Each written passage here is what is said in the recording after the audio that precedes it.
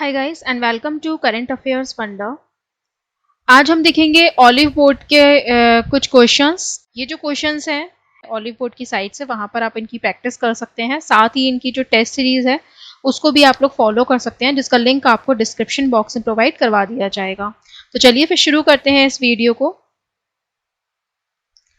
पहले आप लोग क्वेश्चन को अच्छे से यहाँ पर एक बार रीड कर लीजिए, और जितने भी हिंदी वाले पर्सन हैं वो यहाँ पर इस क्वेश्चन का स्क्रीनशॉट ले लीजिए।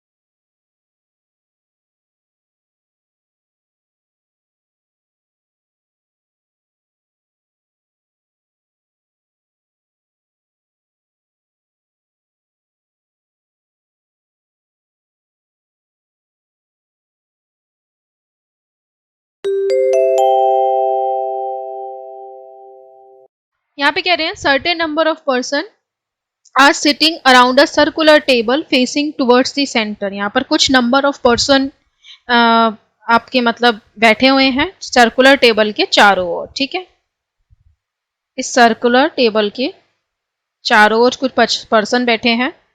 Only a few people information is known, केवल कुछ की ही उनमें से इंफॉर्मेशन यहाँ पर दी गई है, जिसमें से सबसे पहले दिया गया है U is sitting third to the left of D. U जो है वो थर्ड टू द लेफ्ट है डी के, ठीक। तो अगर मान लो डी यहाँ आता है तो 1 2 एंड 3 यू यहाँ पर आ जाएगा, ठीक है। देन आगे कह रहे हैं one person is sitting in between D and P. तो यहाँ पर ये कह रहे हैं डी और पी के बीच में एक पर्सन का गैप है। तो यहाँ पर डी और पी के बीच में एक पर्सन का गैप है, तो 1 का गैप करके पी यहाँ आ सकता है। दूसरी कंडीशन क्या बन सकती है आपकी कि 1 पर्सन का गैप करके आपका पी यहां भी आ सकता है ना। दोनों कंडीशन बन सकती है, लेफ्ट में भी और राइट में भी। आगे कह रहे हैं 4 person are sitting in between P and S. S is not sitting third to the right of D, ठीक। सो पी और एस के बीच में 4 पर्सन का गैप है। अगर मान लो मैं पी के ये फर्स्ट कंडीशन में राइट साइड में एस देती हूँ तो 1 2 3 एंड 4 एस यहां पर आएगा, लेकिन इन्होंने क्या कहा है, आई एम सॉरी 4 पर्सन का गैप है ना, तो 1 2 3 4 एस यहां पर आएगा। एंड यहाँ पे ये कह रहे हैं कि S is not sitting third to the right of D. D के थर्ड टू द राइट में एस नहीं है, तो डी के थर्ड टू द राइट में देखोगे 1 2 और 3 थर्ड टू द राइट में एस है, लेकिन ऐसा पॉसिबल नहीं है। इसका मतलब एस जो है वो आपका पी के राइट साइड में ना आके लेफ्ट साइड में आएगा 4 का गैप करके। तो 1 2 3 4 का गैप करके हम एस यहां पर दे देंगे 1 2 3 एंड 4। सेकेंड कंडीशन में देखोगे तो सेम, अगर आप पी के लेफ्ट साइड में चलोगे तो 1 2 3 4 का गैप करके, तो यहां पर आपका 4 का गैप करके क्या फिक्स है यू, यानी कि आप पी के राइट साइड में चलोगे तो 1 2 3 4 का गैप करके यहां पर आ जाएगा एस, है ना। ओके आगे बढ़ते हैं। तो यहाँ पे कह रहे हैं H is not sitting to the sorry H is sitting to the immediate right of S. H जो है वो एस के तुरंत राइट में है, सो एस के तुरंत राइट में एच यहाँ पर आएगा, इसमें एस के तुरंत राइट में एच यहाँ आ जाएगा, ठीक है। N is sitting third to the left of H. N जो है वो थर्ड टू द लेफ्ट है एच के, सो यहाँ पर आप देखोगे फर्स्ट कंडीशन में 1 2 एंड 3 एन यहाँ पर आएगा। सेकेंड कंडीशन में देखोगे तो 1 2 एंड 3 एन यहां पर आएगा, okay. Then as many person are sitting in between N and D when taken to the left of N. As many person are sitting in between P and H when counting to the left of P. यहाँ पे ये कह रहे हैं कि उतने person N और D के बीच में, मतलब जितने पर्सन एन और डी के बीच में बैठे हैं जब हम एन के लेफ्ट में काउंट करते हैं, वो इक्वल है किसके, P और H के, जब आप P के लेफ्ट से काउंट करते हो। तो यहाँ पर आप देखोगे कि हमें N और D के बारे में तो नहीं पता कि इनके बीच में कितने पर्सन है जब हम N के लेफ्ट से काउंट करेंगे, तो ठीक है, N और D के बारे में नहीं पता, लेकिन P और H के बारे में पता है। तो हम P और H फाइंड करेंगे। यहाँ पे P और H के बीच में कितने पर्सन है जब आप P के लेफ्ट से काउंट करते हो। तो P अंदर की तरफ देख रहा है, तो P के लेफ्ट से काउंट करोगे तो 1 2 3 पर्सन है। तो यहाँ पर H और P के बीच में 3 पर्सन है, तो यहाँ पर N और D के बीच में कितने पर्सन आना चाहिए, 3 पर्सन आना चाहिए, है ना। तो हम यहाँ पर 1 2 और 3, ठीक है, 3 पर्सन दिखा देंगे। इस कंडीशन में देखोगे तो यहाँ पर P और H के बीच में कितने पर्सन है, P के लेफ्ट से काउंट करोगे, यहाँ पे तो हमें पता नहीं है P और H के बीच में कितने पर्सन है, तो यहाँ पर N और D को देख लो। तो यहाँ पर आप देखोगे कि N और D के बीच में यहाँ पर कितने पर्सन है, N और D के बीच में यहाँ पर जब आप N और D when taken to the left of N की लेफ्ट से काउंट करते हो 1 2 3 एंड 4, ठीक है, 4 है यहाँ पे N और D के बीच में। तो P और H के बीच में भी कितने पर्सन होने चाहिए, P और H के बीच में भी हमें यहाँ पर 4 पर्सन चाहिए जब हम P के लेफ्ट से काउंट करें। तो अगर आप P के लेफ्ट से काउंट करोगे तो 1 2 3 4 एंड 5, यहाँ पे कितने पर्सन हो जा रहे हैं, 5 हो जा रहे हैं, ठीक, मतलब एक एक्स्ट्रा है, इस वजह से ये कंडीशन कट हो जाएगी। ये होगा हमारा करेक्ट आंसर। देखो ये जो क्वेश्चन है ना सर्टेन नंबर ऑफ पर्सन वाला, तो इसमें जो लीनियर वाले पर्सन होते हैं ना वो तो बहुत जल्दी लोग बैठा लेते हैं।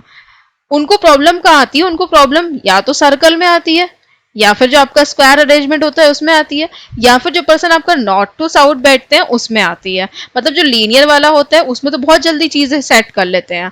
क्यों कर लेते हैं, क्योंकि इसकी प्रैक्टिस की होती है, इसकी और इसकी प्रैक्टिस नहीं की होती है, इसलिए इसमें थोड़ी सी प्रॉब्लम आती है, ठीक है।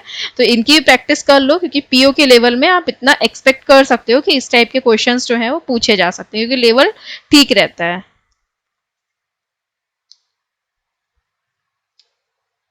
गिवन है how many person are sitting around the table, कितने पर्सन जो हैं वो टेबल के चारों ओर बैठे हैं। 1 2 3 4 5 6 7 8 9 10 11 12 एंड 13 पर्सन है, option number 3। Who is sitting fifth to the left of N, N के फिफ्थ टू द लेफ्ट में कौन है? 1 2 3 4 and 5। Fifth to the left में एन 1 2 3 4 एंड 5 पता नहीं है, तो none of the given answer आएगा, है ना, या फिर अननोन लिखा होता तो आप अननोन टिक करते। Four person are sitting in between n and v. Which of the following will be an immediate neighbor of v?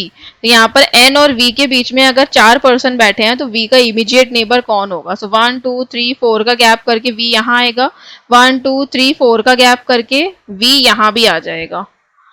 तो फिर यहाँ पर देखते हैं ऑप्शन में क्या है, क्योंकि देखो दोनों पॉसिबिलिटी हो सकती है, p भी हो सकता है इमीडिएट नेबर, u भी हो सकता है, d भी हो सकता है। तो p u d आंसर होगा यहाँ पे any of the above, either you और बोथ पीडी। देखो आंसर होगा यहाँ पे 5। ठीक, एनी ऑफ द अबव नहीं होगा, क्यों? क्योंकि देखो दो पॉसिबिलिटी है। पहली पॉसिबिलिटी ये है कि अगर मान लो v यहाँ पर आता है तो यहाँ पर आपका जो नेबर है वो कौन होगा? u। अगर v यहाँ पर आता है तो नेबर कौन होगा? p और d दोनों। ठीक, तो या तो आपका u होगा या फिर p एंड d होगा। तो आंसर यहाँ पे एनी ऑफ द अबव ना लगा के आइदर u और बोथ p d लगाएंगे। ठीक है, नेक्स्ट क्वेश्चन देखते हैं।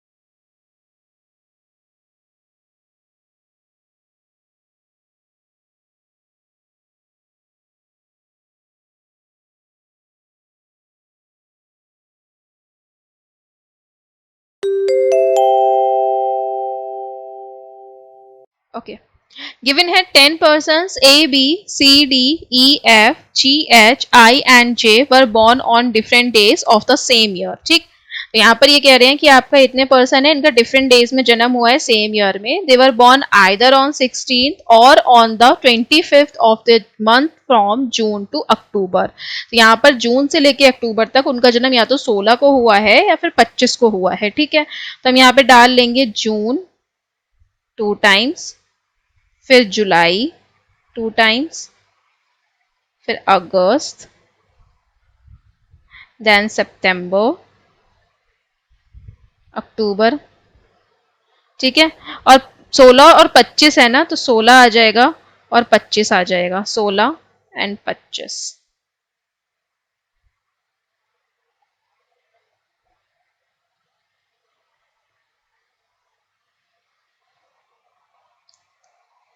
ओके,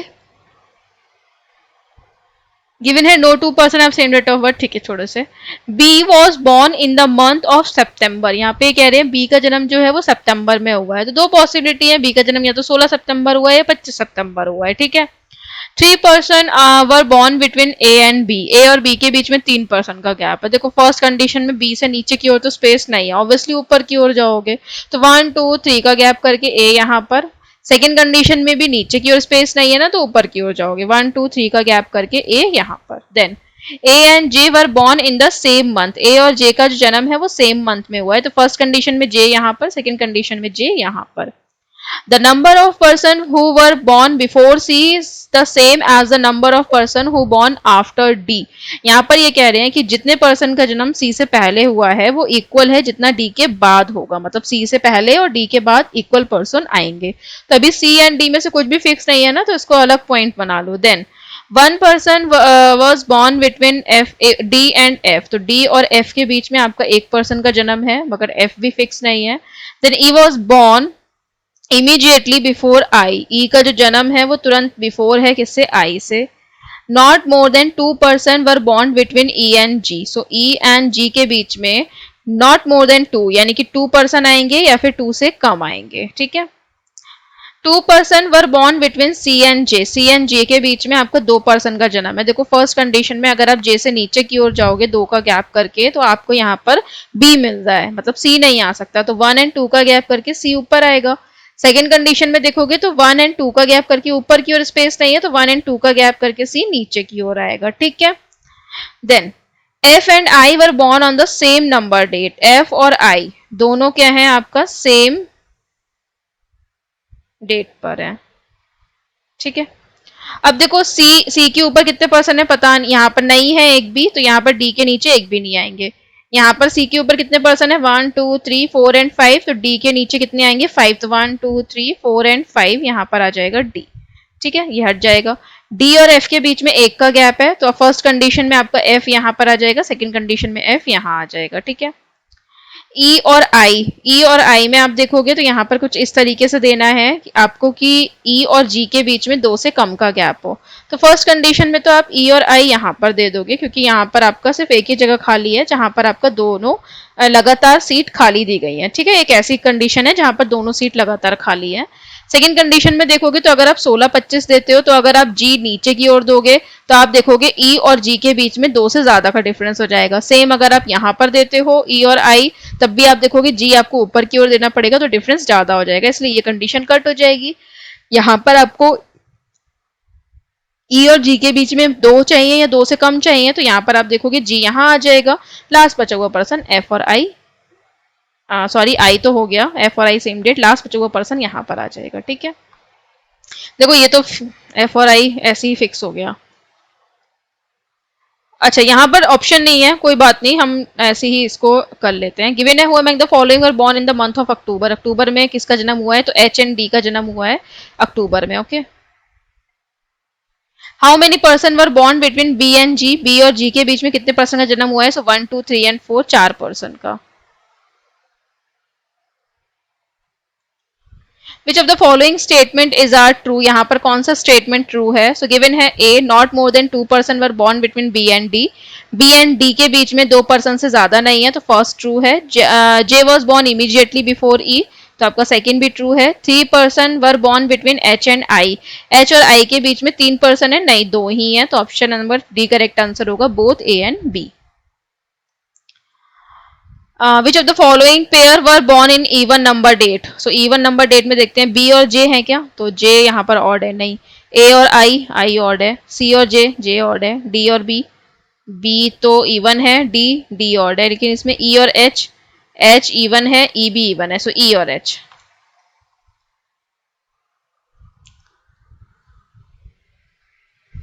नेक्स्ट क्वेश्चन देखते हैं ब्लड रिलेशन का। Study of the following information and answer the given question. In a family of 11 members with 4 generation, either both or none of the parents of each member is alive. यानी कि या तो दोनों parents होंगे, mummy and पापा, या फिर कोई भी नहीं होगा। ठीक है, 11 मेंबर की फैमिली है यहाँ पे। आगे कह रहे हैं it is known that only one member is there in the 4th generation and one couple in 1st generation. यहाँ पर आपका 4th जनरेशन में एक ही पर्सन आएगा और एक कपल जो है 1st जनरेशन में आएगा। ठीक है, यहाँ बोल दे P who has 2 children is married to A, तो यहाँ पर P A से मैरिड है, P ए से मैरिड है जिसके 2 चाइल्ड है। ठीक है, A who is grand mother of Y, so A is grand mother of Y. ठीक है, यहाँ पर इसका कोई चाइल्ड आएगा जिसका वाई चाइल्ड होगा। Then M is the brother of Q who is married to K, so M is the brother of Q and Q is married to K. X is sister in law of Q, so x is sister in law of Q means 2 possibility हो सकती है। पहली possibility ये हो सकती है कि आपका जो के है उसकी सिस्टर यहाँ पर कौन हो, एक्स, एम सॉरी, यहाँ पर उसकी सिस्टर जो है वो कौन हो, एक्स हो, या फिर एम की वाइफ एक्स हो। ठीक, दोनों पॉसिबिलिटी हो सकती है। एन एंड बी आर शिबलिंग्स, तो एन और बी जो है वो शिबलिंग है, तो एन और बी शिबलिंग्स होंगे। बोथ आर अनमैरिड, दोनों क्या है, अनमैरिड है। ठीक है, B is the only daughter of के, B जो है वो ओनली डॉटर है के की। ठीक है, अब देखो ओनली डॉटर है, अब हम इसको ये जो एन बी वाला है ना साथ में ले लेते हैं, ये ओनली डॉटर है और एन जो है वो इसका शिबलिंग है, यानी कि आपका एन जो है वो कौन है, ये के का सन होगा। Y is the mother of L, Y जो है वो मदर है L की, सो Y is the mother of L, और Y का हस्बैंड भी दिखाएंगे यहाँ पर। ठीक है, यहाँ पर Y चाइल्ड दिखाया है इस पर्सन का, तो यहाँ पर इसका भी हस्बैंड या वाइफ होगा। Both O and L are male members of the family. O और L जो है वो मेल मेंबर है, तो L यहाँ पर मेल हो जाएगा, O भी यहाँ पर मेल हो जाएगा। ठीक है, अब देखो यहाँ भी ये कहा था इन्होंने कि only 1 member is there in the 4th generation, so 1 2 3 and 4। ठीक है, ये जनरेशन जो है वो 4th है, यानी कि यहाँ पर 4th जनरेशन में कोई नहीं आएगा। And 1 couple in the 1st generation, एक कपल जो है 1st जनरेशन में, तो 1st जनरेशन में आपका कपल भी आ गया है। ठीक है, यानी कि ये जो पर्सन है ये कहाँ रहेंगे, देखो 1 2 3 4 5 6 एंड 7 आपका जगह हो चुकी है, तो ऑब्वियसली आपकी जो ये वाली लाइन है वो जहां तक कहाँ आएगी, आपका 2nd जनरेशन में आएगी। क्यों? क्योंकि अगर मैं एन और बी को यहाँ पर आपका 2nd जनरेशन में रखती हूँ, तो आप देखोगे कि यहाँ पर एन और बी को 2nd जनरेशन में इसलिए नहीं रख सकते क्योंकि दोनों पर्सन जो एन और बी है वो अनमैरिड है, जबकि यहाँ पर हमें मैरिड चाहिए। तो अब ये देखना है कि यहाँ पर कौन आएगा। देखो सीधी सी बात है कि यहाँ पर 2 भाई बहन या 2 भाई या 2 बहनें आनी है, तो ऑब्वियसली हम एम और क्यू को लेंगे क्योंकि ये दोनों क्या है, भाई बहन है ना।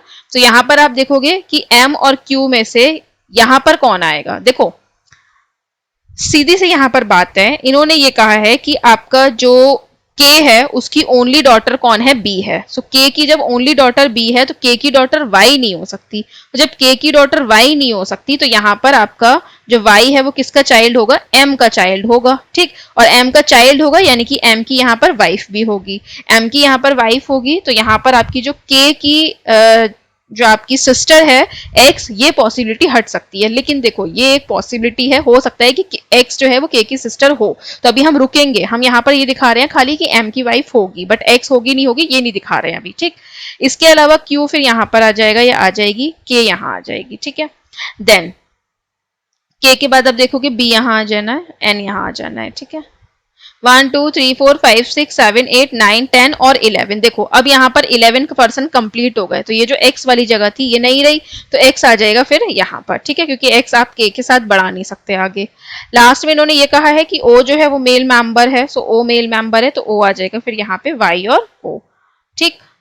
अच्छा, यहाँ पर कुछ ऐसा कहा गया है कि मेल और फीमेल सेम है या कुछ है? नहीं ना। P has 2 children, is married to A, M is brother of Q, who is married to K, X is sister-in-law of Q, N and B are siblings, both are unmarried, B is only daughter of K, Y is the mother of L, O and L are male female, ठीक है। तो यहाँ पर K और Q के बारे में पता नहीं चलेगा कि इसमें से मेल कौन है और फीमेल कौन है, ठीक है।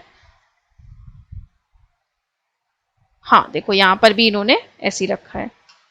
How is O related to L, O कैसे रिलेटेड है एल से? सो ओ यहाँ पर कौन लगती है? ओ यहाँ पर इसका लगती नहीं है, लगता है फादर लगता है, सो ठीक है, फादर आंसर होगा।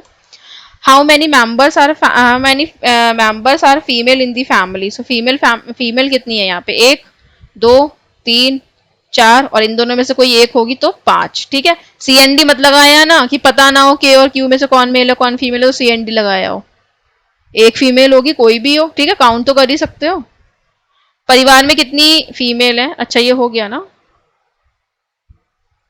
क्यू कैसे रिलेटेड है पी से? तो क्यू जो है वो पी से कैसे रिलेटेड है? पता नहीं क्यू जो है वो कौन है, मेल है या क्यू जो है वो कौन है, सन है या डॉटर है।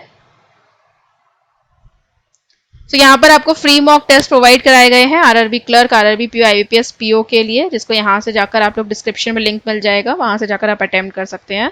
साथ में यहाँ पर प्लेलिस्ट में हमने अदर वीडियोस भी प्रोवाइड करा रखी हैं जिन्हें आप वॉच कर सकते हैं। Thanks for watching this video, have a nice day.